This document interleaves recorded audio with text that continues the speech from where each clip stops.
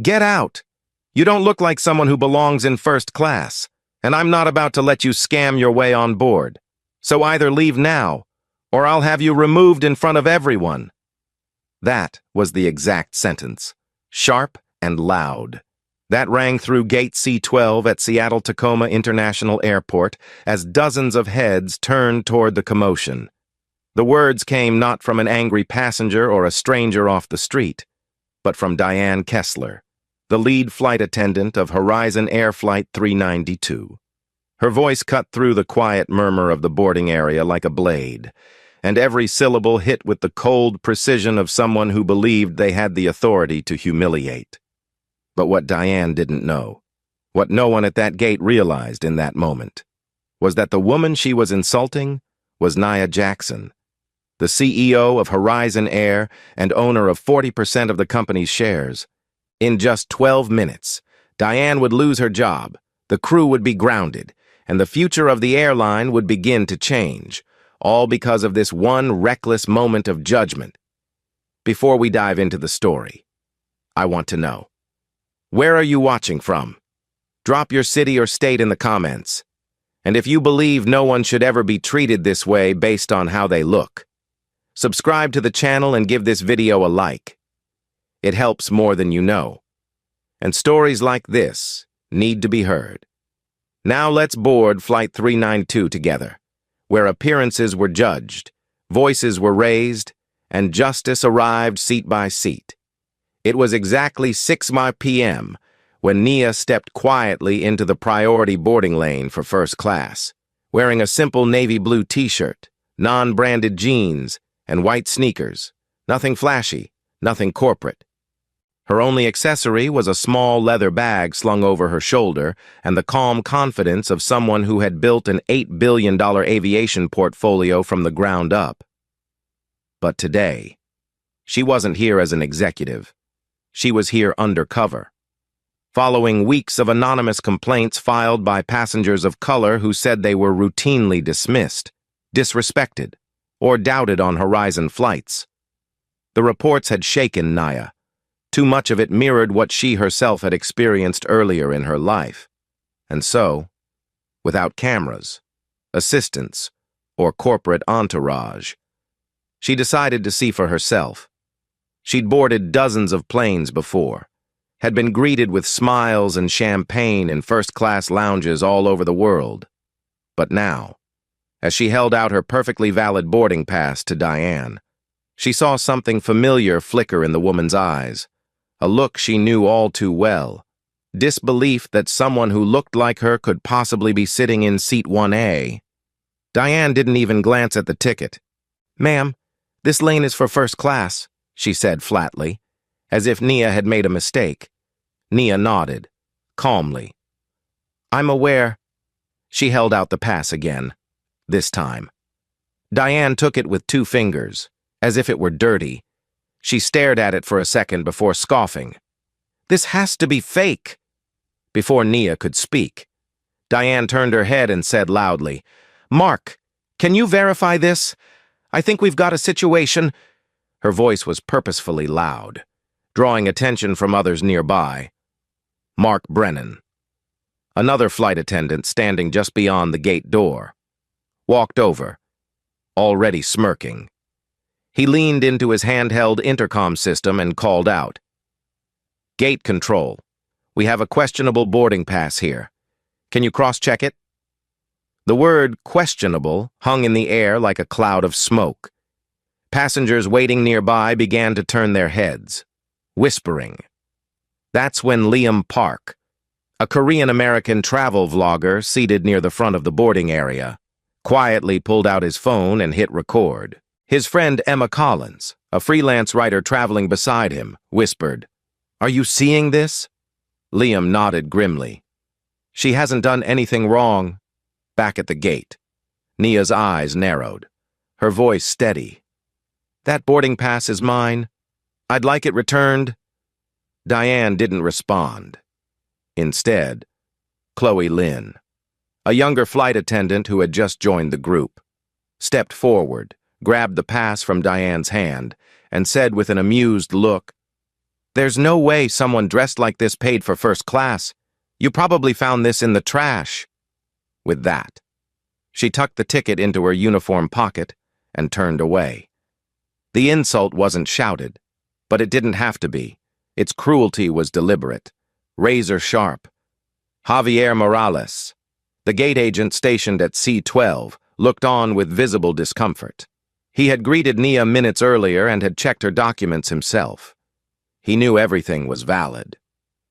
"Diane," he said carefully, "I already confirmed her boarding. She's on the manifest." Diane waved him off. "Then you must have made a mistake. She's clearly not who she claims to be." From a few rows away, Emma raised her phone and whispered, "This is disgusting. I'm filming too." Nia took a small breath, restraining the storm building inside her. It wasn't the first time something like this had happened. At 22, she'd been denied boarding on a business trip because a gate agent assumed her low-budget suit and dark skin meant she was lost. That moment had stayed with her, lit a fire that pushed her through business school, private equity, and eventually the boardroom. And now, 2 decades later, it was happening again. Only this time, the stakes were different. This time, she had the power. "Give me back my boarding pass," Nia said. Calmly but firmly, Chloe turned her head slightly, smirking. "Why don't you go talk to security?" Diane crossed her arms. "We'll need you to step aside. Ma'am, you're holding up the real passengers." The words hit like ice water. Nia looked around. A small crowd had now gathered, some whispering, others watching in uncomfortable silence. Liam stepped closer, holding up his phone. "This is wrong," he said aloud. "I don't know who you think she is, but this is harassment." Diane turned to him, annoyed. "Sir, please stop filming." Liam didn't lower his phone. "I'll stop when you start treating people like humans." Suddenly, Emma stepped toward Chloe and reached out, brushing her hand lightly against the uniform pocket. "I can read that ticket from here," she said. "It clearly says Seat 1A, Jackson." Several passengers nearby gasped audibly. Javier stepped forward again. "That's the same ticket I scanned earlier." Diane's face twisted in irritation. "We'll get to the bottom of it," she snapped. "But until then, she's not boarding," Mark added mockingly. "Maybe she should call whoever she thinks bought her that seat." Nia turned slightly, pulled her phone from her bag, and dialed a number. "Tara," she said softly when the line picked up. "Activate the internal system. I'm standing at C-12, Flight 392, now." On the other end, Tara Evans, her executive assistant, replied without hesitation, "It's done. You just say the word." Nia looked up and locked eyes with Diane. "You've made a serious mistake." Chloe didn't hesitate, with a tight smile and the same icy confidence Diane wore like perfume. She took one step closer to Nia and held up the boarding pass like it was evidence in a trial. "This ticket's fake. I don't know who you're trying to fool, but you're not getting on this flight. Leave now, or we'll have security drag you out. Your scam ends here." Her voice was sharp enough to turn heads throughout the first-class cabin. Mark Brennan, still standing near the entryway of the plane, added fuel with a louder voice, waving toward the gate. "Get out, before this delays everyone else." Then, without warning, he reached out and gripped Nia's forearm, not forcefully, but firm enough that the passengers nearby gasped in shock. "We don't have time for this," he growled. "You're not even supposed to be here." Nia didn't flinch. She didn't pull back. She simply stood her ground, looking directly into Mark's eyes and saying with a voice quieter than before, but with the weight of stone, "Take your hand off me," Chloe barked. "She's a fraud." Louder than necessary, as if trying to drown out the mounting discomfort. But it was Javier Morales, the gate agent, who finally stepped forward again. "That's enough," he said, his voice steady, gaze locked on Mark. "She's on the manifest. I checked her documents myself. You're the ones in the wrong here. Diane shot him a glare so sharp it could have cracked glass. You want to lose your job too, Javier? She snapped, loud enough for passengers to hear.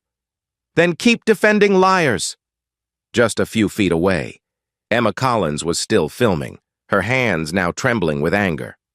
I can't believe this is happening in front of everyone, she said, her voice cracking.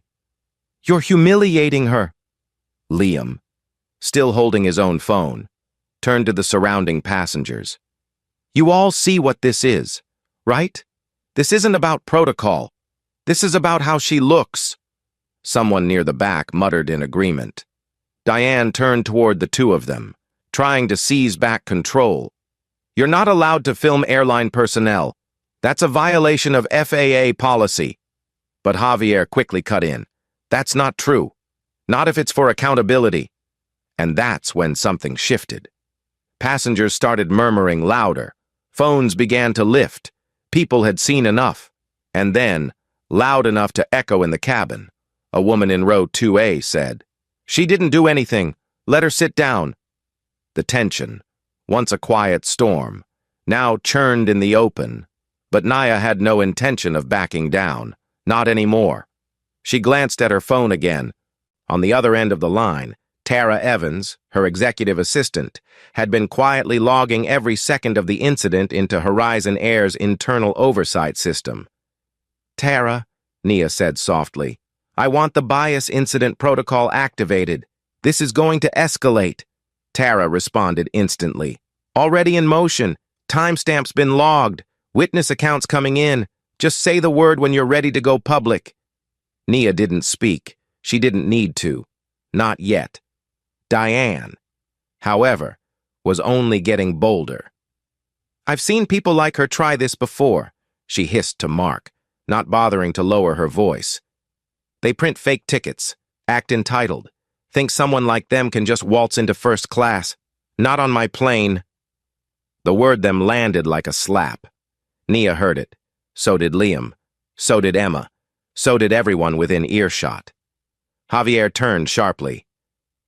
You just crossed a line, he said, eyes blazing. That woman has more right to be on this flight than anyone else in this room. Diane ignored him and turned back to Nia. Show me the card you used to buy this. Now. Nia raised a brow.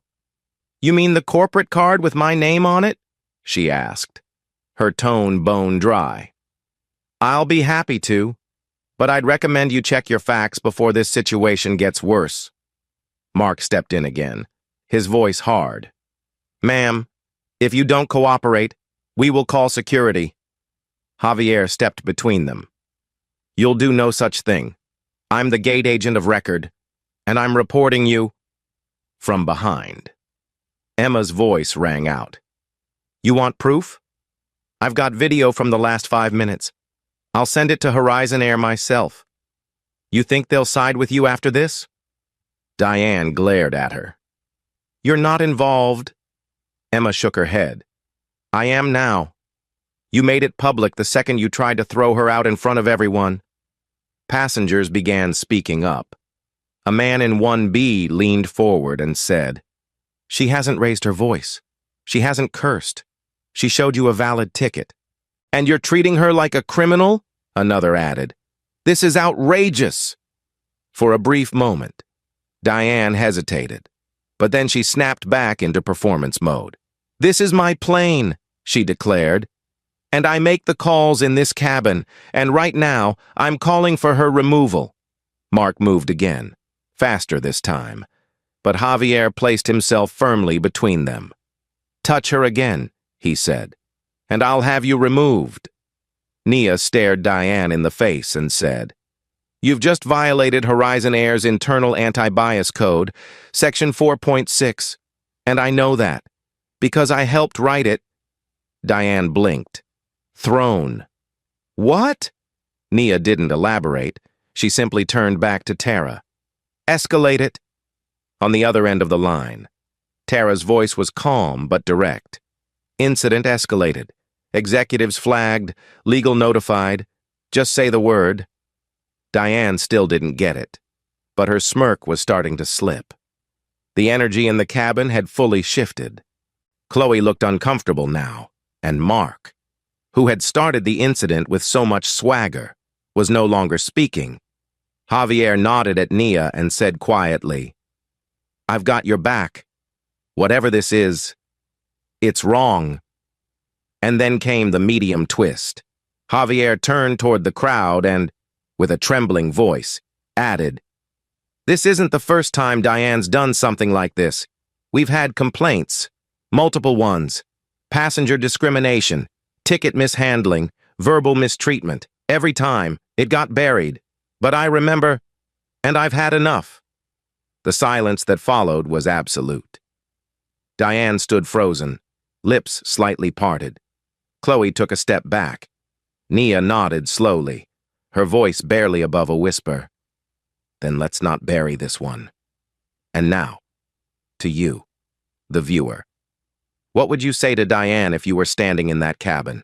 What would your voice sound like if it were your mother, your sister, your friend being humiliated like this? Comment below. Let your words stand where justice tried to be silenced." "Remove her!" Diane barked, her voice trembling with fury, but not fear. Not yet. She didn't know what was coming. She pointed directly at Nia as if issuing a command to the universe. "She doesn't belong here. Get her off this aircraft. Now!" Chloe, always one beat behind, but eager to prove her loyalty, grabbed the intercom handset beside the galley door and, without so much as looking at her supervisor, blared into the cabin. "We're experiencing a boarding delay due to an unauthorized individual attempting to access the first-class section. Please remain patient." The moment the announcement hit the passengers' ears, gasps erupted from nearly every row. Emma stood up instantly. "That's a lie!" she yelled. "She's not unauthorized. She's on the manifest." Liam swung around with his phone, camera pointed now at Chloe. "You just made a legal statement over a cabin-wide system. That's a recorded lie, and I've got the whole thing." Diane's expression wavered for the first time. Her hands, previously so sure and steady, curled into fists. "Turn that camera off," she snapped, but Liam didn't flinch. "Not until someone turns off the racism."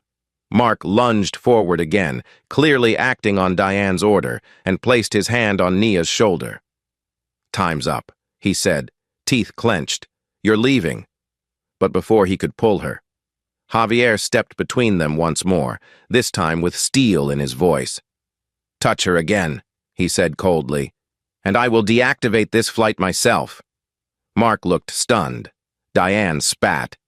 "You'll be unemployed before the engines warm up." Javier didn't even blink. "Better unemployed than complicit." Around them, the cabin stirred, more phones raised, more eyes glaring, not at Nia, but at the crew. This wasn't just a misunderstanding anymore. It had become a theater of prejudice, and the audience had chosen sides. Nia stayed silent through it all, letting the chaos swirl around her. Her silence wasn't surrender. It was restraint. At age 28, she'd been shoved aside by a gate agent in Chicago after being told, "People like you don't fly first class on holiday weekends." That humiliation had nearly broken her, but it had also driven her to launch her first startup. Every slight became fuel. Every moment like this, stored and cataloged. She wasn't going to raise her voice now. She didn't need to. Everyone else was finally raising theirs. From the back of the first-class cabin, a young black woman in 3C stood up, clutching her boarding pass. "I know that feeling," she said, loud and clear. "I've had it happen to me, and I've never had the guts to say anything before. But this isn't right." A man in 2D nodded. "It's not just wrong, it's a pattern." Chloe muttered something under her breath, but before she could speak aloud, Liam cut in. "Say it louder. Chloe, let's all hear what you have to say." She said nothing. Diane, still clinging to some illusion of control, tried to regain the narrative. "This disruption is unacceptable. Horizon Air does not tolerate fraudulent behavior. But Emma interrupted, shouting, "Neither do we! And right now! You're the fraud!" Nia finally looked up. She locked eyes with Diane and spoke with calm, chilling precision. "You keep saying I don't belong, but I belong more to this airline than you ever will." Diane scoffed. "Oh, really? You bought a first-class seat? Good for you. Doesn't mean you can rewrite policy?" Nia didn't break eye contact. "No, but being CEO means I already have—" That sentence didn't land immediately. It hovered in the air for a second, as though the cabin itself paused to let it register. And then Diane blinked. Chloe looked confused. Mark's mouth parted slightly. "What?" he asked, uncertain now. "You're... who?" Before Nia could respond, Emma stood up and called out, "Everyone, she's the CEO. She is Horizon Air." That triggered a ripple through the cabin. Phones shot higher. Voices overlapped. "You're kidding. That can't be—" "Wait, what did she just say?" Liam turned his camera toward Nia. "Is that true?" he asked. "Are you really the CEO?" But Nia didn't answer. Not yet. She simply turned and said to Tara, still on the open call, "Let legal know the window's closing. I'm ready to act." Tara's voice came through the speaker clearly. "Understood. We're standing by." Diane heard that. Her face went pale, and her hand slipped from her hip. Mark backed up half a step, suddenly unsure. This has gone too far," he mumbled. "We're just following protocol," Javier replied instantly. "Protocol doesn't involve harassing passengers based on what they wear or what color they are." Then, without being told, the passengers in rows 1 through 3 stood together. They stepped into the narrow aisle and formed an unspoken blockade between Nia and the crew. The air thickened. Diane hissed, "What are you doing?" A man in 1B looked her square in the eye. "Protecting her. The same way we wish someone had protected us." Chloe's voice cracked as she said, "This is getting out of control." Liam replied, "It was never in control. It was in denial." Diane turned toward the galley, as if looking for backup, but there was none left. The crowd had chosen its side, and it wasn't with her. Emma raised her phone again. "You have seconds left before this becomes the biggest PR disaster your airline has ever seen." Nia still hadn't declared her identity. She was letting the passengers speak for her, letting their unity tell the story. Then came the large twist. Javier stepped forward, faced Diane directly, and said, "I filed a report about you 3 months ago for doing this exact thing to another passenger. You claimed their ID was forged. Management buried it. But I remember, and now, so does everyone else." Diane opened her mouth, but no sound came out. Her face flushed. Chloe slowly pulled the boarding pass from her pocket and, without a word, held it out. Nia didn't take it. She looked around the room, then back to Chloe and said, "You're not in control anymore." Now, to you watching at home, what would you have done in that moment? If someone you love were publicly humiliated like this, would you stay silent or stand? Tell us in the comments, because silence protects the guilty. And stories like this, they only get told if people like you refuse to look away. Mark moved again, this time more aggressively. "We've given you every chance," he growled, stepping toward Nia with outstretched hands. "You're leaving this plane now." He didn't ask. He didn't wait. He reached for her arm like he had the authority to take her somewhere she didn't belong. But the cabin had changed. Everything had changed. Before he could touch her again, a wall of people stepped forward. Row 1, then row 2, then 3. Liam, Emma, the woman from 3C, the man from 1B, Even the elderly couple in 2A and 2B, who hadn't said a word until now, stood. Back off. One of them snapped. You're not laying a finger on her. The human barrier tightened, and Mark was stuck. Move! He barked at the passengers, but no one budged. I said move! Still, they stood shoulder to shoulder, arms folded, unmoving. Diane's voice rang out in panic. This is a federal offense, obstructing a flight crew. But her tone had shifted. It wasn't authority anymore. It was desperation. Chloe stood frozen, still clutching the boarding pass like it was some kind of shield. Javier held up a hand, stepping between them again. You've pushed this far enough. You tried to remove a verified first-class passenger. You made an announcement over the intercom calling her an intruder. You've insulted her, grabbed her, and now you're ordering her off the plane while passengers are filming and filing complaints in real time. Stop talking. Diane opened her mouth to snap back. But it was Mark who broke first. His shoulders sank. This isn't what I signed up for, he muttered. I thought she was lying. He looked around at the rows of passengers who had stood in defense of the woman he had tried to eject. He looked at Chloe, who was now biting her lip, her hand trembling slightly. And then, finally, he looked at Diane, but she wasn't looking at anyone. She was staring straight ahead, eyes unfocused, like someone who had just realized they were in a different movie than they thought. Nia didn't say a word. She hadn't moved since the start of the standoff. Her breathing was steady. Her hands relaxed. Her silence was louder than any shout. On the phone in her palm, Tara Evans was still connected, her voice quiet but ready. Nia, she said gently. Sarah Mitchell is on the line. She's been briefed. Sarah, board member, longtime corporate ally. One of the few people at the top who had always backed reform. She's waiting for your go. Nia nodded once. Put her through. Diane's eyes flicked toward her.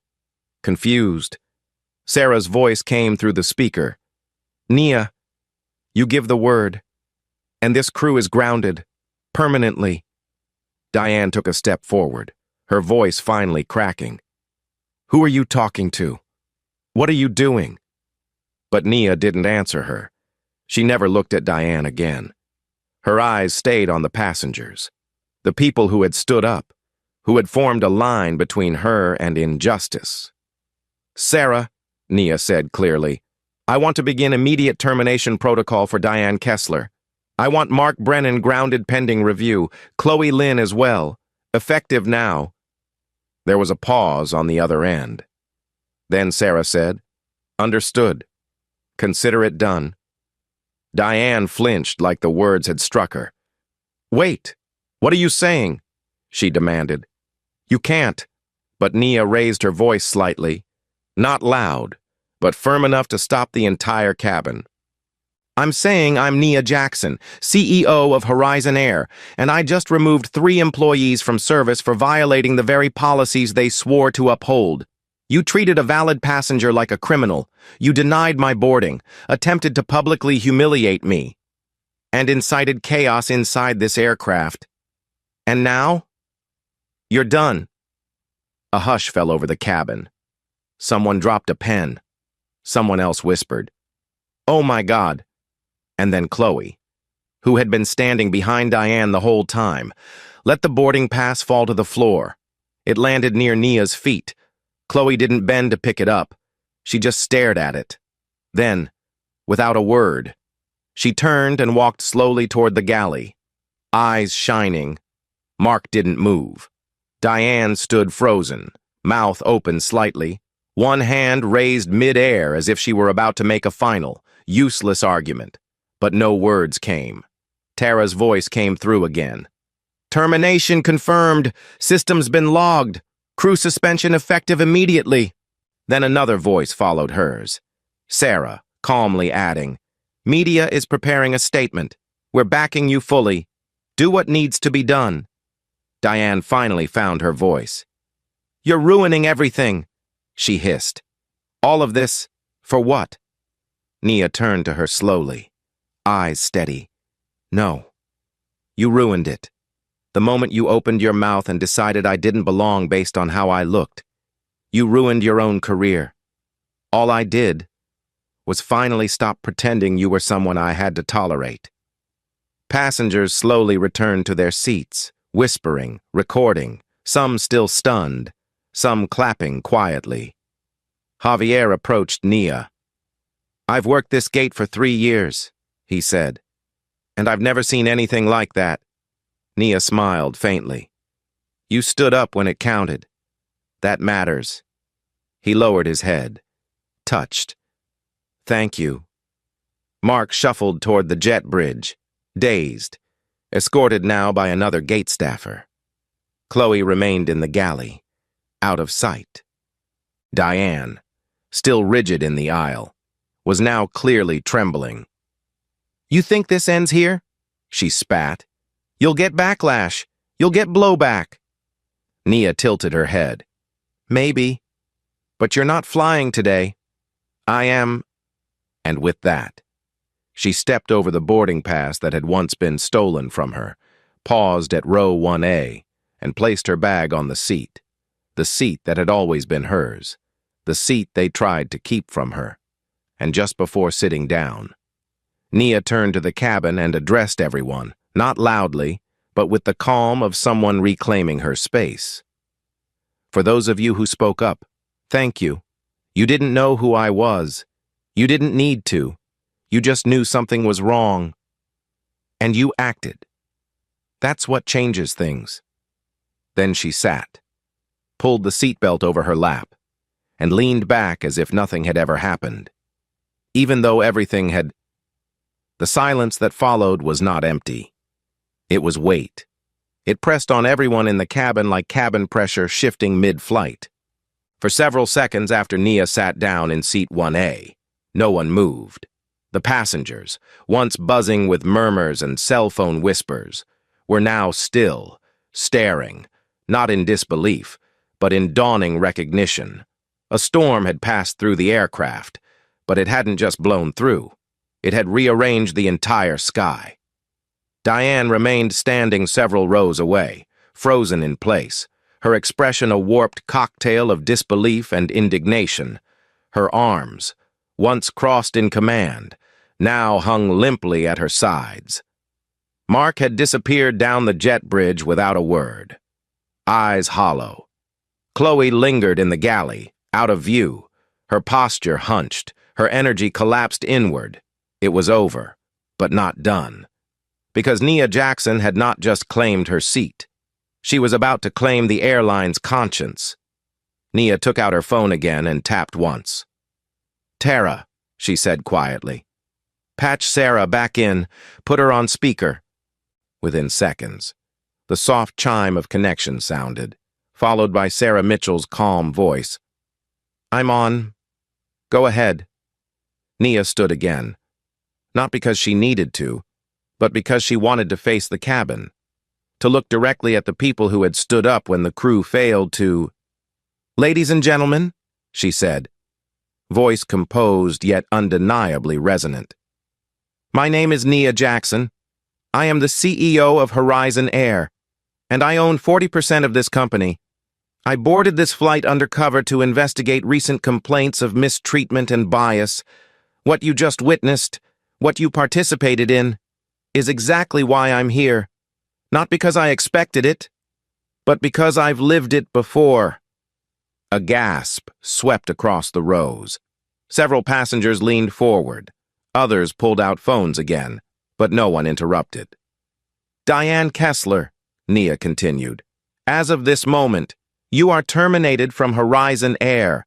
Your behavior, your words, and your disregard for protocol, dignity, and basic human decency have disqualified you from continuing in this company. Your authority in this cabin is revoked." She didn't wait for a response. "Mark Brennan and Chloe Lynn are hereby grounded indefinitely pending a full ethics review.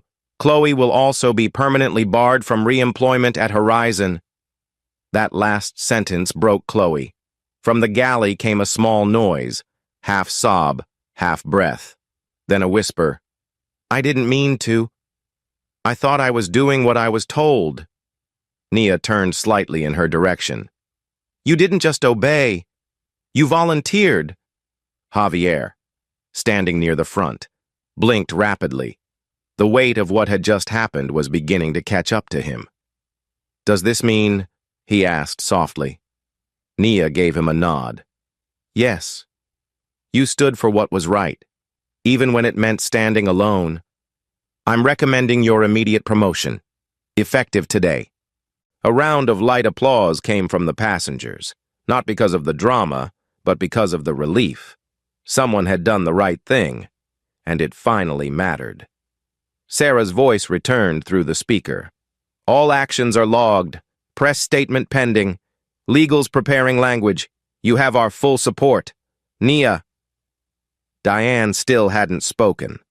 She stood like a discarded statue, abandoned by the very authority she once weaponized. Her voice finally cracked through the quiet. "You think this makes you better than us?" Nia tilted her head, eyes calm. "No. I think it proves I was never beneath you." Emma stepped forward from her seat, phone lowered now, hands trembling with adrenaline. "I've never seen anything like this," she said. "And I've flown all over. But this felt personal. Thank you for doing what most CEOs never do. Show up."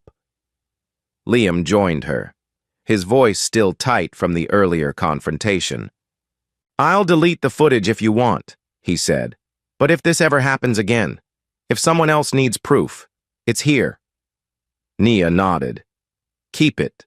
I don't need public spectacle, but I do need people to remember what silence enables." Just as she was about to sit again, a voice came from behind. It was soft, unsteady. Mark. He had returned to the cabin entrance, his uniform rumpled, his face drained. "Wait," he said. "I need to say something."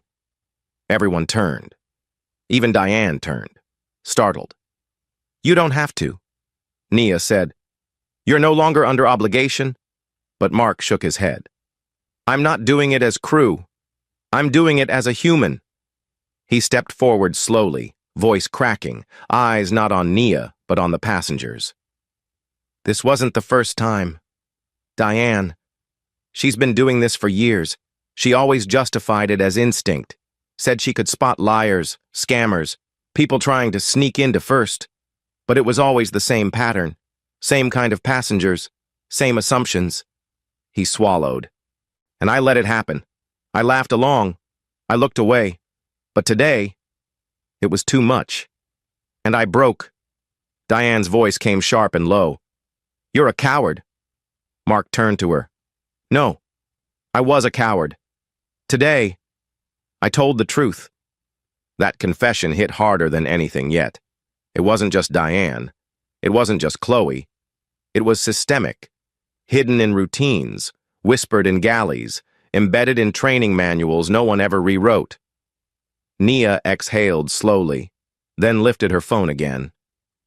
"Tara," she said, "add a full audit to the reform plan. I want every passenger complaint in the last 5 years reopened, and I want Mark's statement added to the report."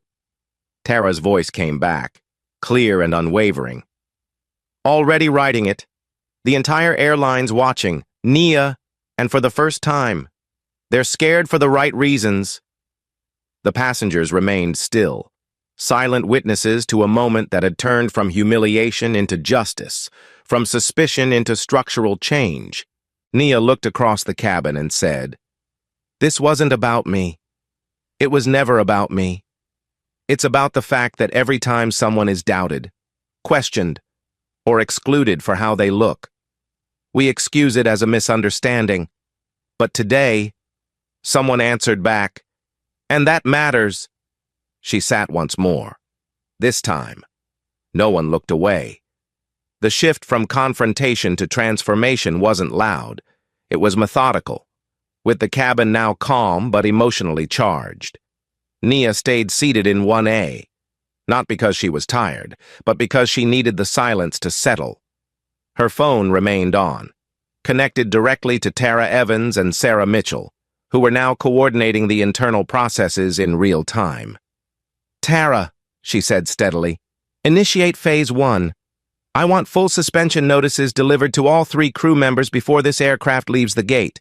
Confirm system lockout, and reroute this crew off the rotation entirely." Tara's voice came back instantly, already typing as she spoke. "Done. Access revoked. Their credentials are locked. Flight schedules updated. Legal has final clearance. Sarah just gave the green light to begin the reform protocol publicly." Nia nodded and raised her eyes to the passengers who had supported her, who had stood when the crew failed. "Ladies and gentlemen, I know this flight didn't begin how you expected, but let me assure you, it will end differently for this airline. Today, your voices forced accountability to happen in real time because of you. Change begins now." A soft ripple of applause moved through the rows, not for the spectacle, but for the justice. Javier, still by the galley wall, looked visibly moved. "What does reform actually mean?" he asked, uncertain if it was okay to speak now. Nia smiled gently.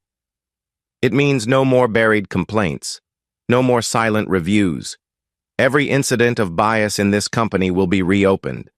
Every training program rewritten, every crew member retrained. From this moment forward, discrimination is not a policy violation. It's a career-ending offense." Javier nodded, his face lit by a cautious hope. Behind him, Chloe remained motionless, back pressed against the wall. Her eyes were red, but she said nothing. But then came the voice Nia didn't expect. From the rear of the first-class cabin, Diane, still unremoved, still holding on to the last threads of her former authority, spoke. Her voice was hoarse, almost raw. "You think this company's clean?"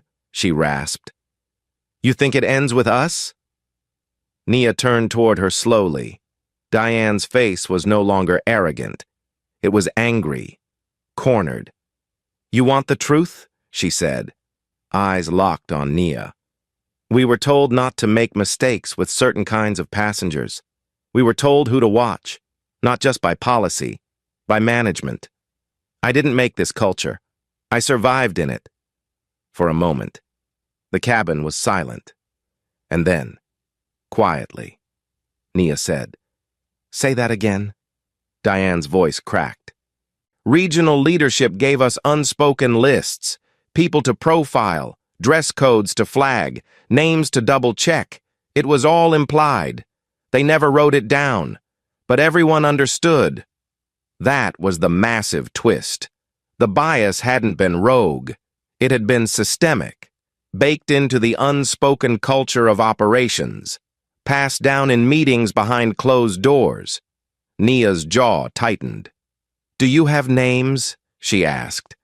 Diane nodded slowly. 3, all regional. You'll find them in your own HR logs if you know where to look." Tara's voice came through immediately. "I'm listening," she said. "I'll cross-check her claims against flagged reports and complaint patterns. If there's a pattern, we'll uncover it." Sarah chimed in from her line. "If this holds, it won't just be terminations. It'll be a federal compliance review. I'll notify legal." Nia looked around at the passengers again, her tone still measured but ironclad.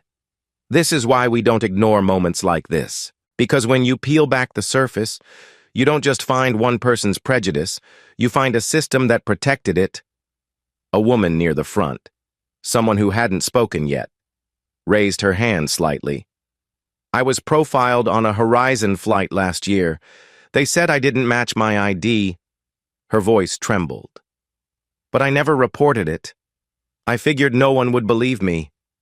Nia looked at her with unwavering warmth. "They will now." Behind her, Javier stepped forward. "If there's anything I can do to help, even beyond this flight, say the word." Nia turned to him, her voice soft. "You already did, and that's why I want you on the team reviewing these complaints." He blinked. Seriously? Seriously? She said, I need people who don't just understand the rules. I need people who remember what it feels like when they're broken. At the front of the plane, a second gate agent arrived quietly and escorted Diane toward the jet bridge. She didn't fight. She didn't speak again. And this time, no one watched her go. They turned instead to Naya, who remained in her seat, one hand on her phone, the other pressed lightly over her heart. The cabin had gone from conflict to clarity. The reform had begun. Not in a press release, not in a boardroom, but right here, seat by seat, witness by witness, 3 months later. The ripple from Flight 392 hadn't faded. It had spread. Diane, Mark, and Chloe had all been officially terminated following internal review, with Diane permanently barred from working in commercial aviation, again after multiple passenger complaints surfaced from past flights. Federal regulators had launched a quiet investigation into Horizon's regional management practices. Following the leads Diane reluctantly gave, the 3 names she'd mentioned were quietly removed from their posts after logs and internal communications confirmed they had fostered a culture of targeted surveillance against passengers who didn't look the part. Nia had not returned to flying immediately after that day. She'd spent the summer meeting with cabin crew, revising outdated training manuals, and rebuilding her airline's image from the inside out. But she hadn't done it for headlines. There were none. The story of what happened on Flight 392 never made it to social media during the flight.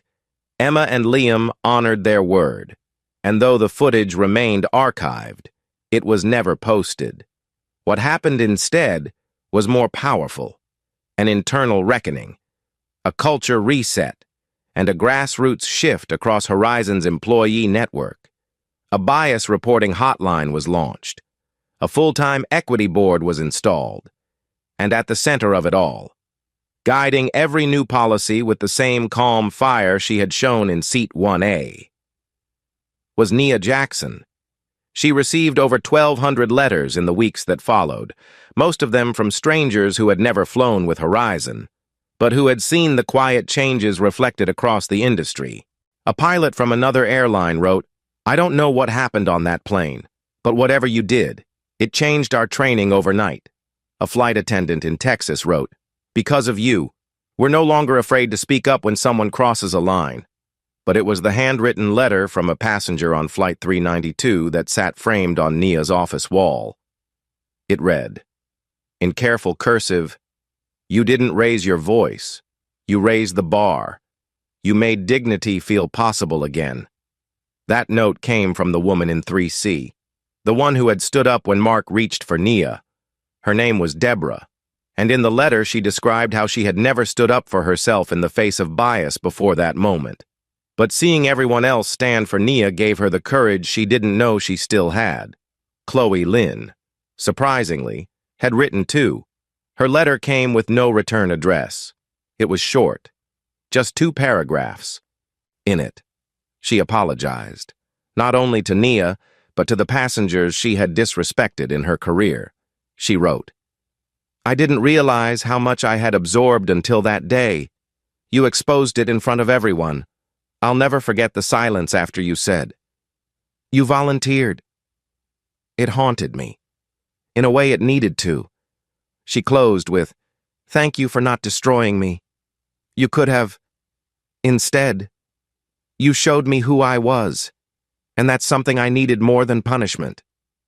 And now, as Nia stood once again at Seattle-Tacoma's Gate C-12, this time in a sharp navy blazer, walking openly under her own name, she didn't feel bitterness. She felt resolve. Javier was there, now wearing a Black Horizon name tag that read Equity and Passenger Experience Officer. They exchanged a smile. No words needed. As passengers boarded the new flight, they were handed discreet cards reminding them of Horizon's new Passenger Bill of Rights, each one approved by Nia herself. In the corner of every card were 3 words, Dignity flies. Here. But not everything ended quietly. The final twist came in the form of a second audit, one requested by Horizon's Independent Ethics Board just weeks after the Flight 392 incident. That audit uncovered that over 36 passenger complaints over the past 4 years had been deliberately misfiled or left unresolved by a specific manager tied to Diane's prior base. It wasn't an accident. It was a cover-up. The manager, long since promoted, was removed from the company after the findings were verified. Nia hadn't anticipated that her 12 minutes in the cabin would crack open the company's deepest fault lines. But she hadn't been surprised either, because bias never stayed small. It spread, and when it wasn't named, it rotted everything it touched. Before boarding the new flight, Nia turned back one last time to the cabin, just for a second.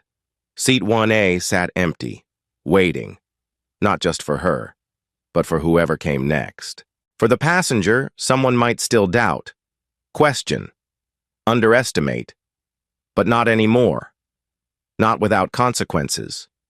And now, to you watching, if you've ever stayed silent in moments of bias, let this be your moment to change that. Share your thoughts below. Speak for the ones who couldn't. And if this story moved you, subscribe to this channel and share it with someone who needs to be reminded that silence isn't strength. Justice is.